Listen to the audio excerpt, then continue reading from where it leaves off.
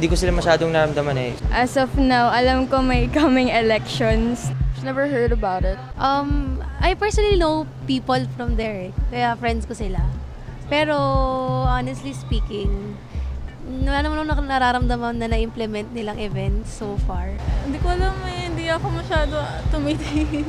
Ayun, parang nafe-feel ko siya, nasa air siya ngayon na medyo hot. Medyo hindi ko nafe-feel yung student council. Although may mga activities sila for the students, pero hindi kasing active like before. Na-feel ko naman sila yung lalo na yung active sila sa group sa Facebook. Medyo hindi ko nararamdaman kasi sa tingin ko, though ayoko mag-judge siya, pero parang kulang pa yung ginagawa nila.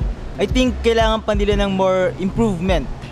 Kung titignan mo naman as a general yung school natin, it's actually doing good. Parang I don't see any activities. Di ko masyado nakita yung mga student council. So di ako makapagsabi kung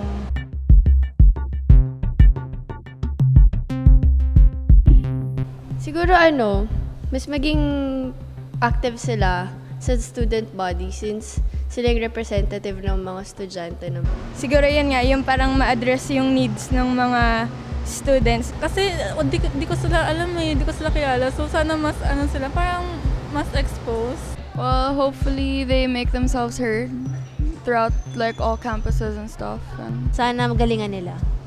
Tsaka may experience naman sila before na with SC, kaya ayun. Well, to continue the legacy of the previous student council and of course, make better plans for the students and for the school as well. Fresh ideas and fresh faces.